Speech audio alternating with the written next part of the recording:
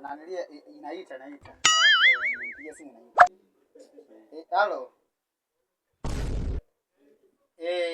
Sasa hizi mama. Safi kabisa mama.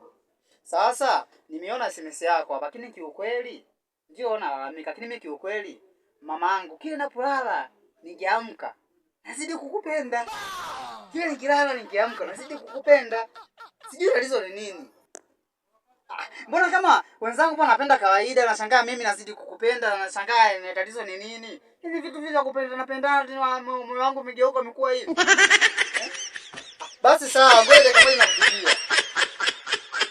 Mbona mpani? Huyu mwanamke anashangaa kila anapokaa naye, sawa? Kuna vitu fulani vinanifanya nizidi kumpenda. Wende mgani? Wewe ni mama anashinda pale nyumbani.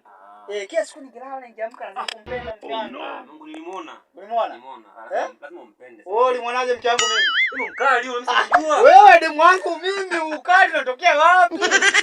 Nilimuona siku. Wewe mke wangu mimi ulimuona wapi?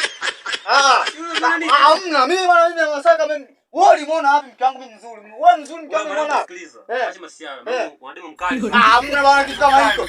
Wewe unamuoneje mke wangu mimi mkali? Ushakana naye yule.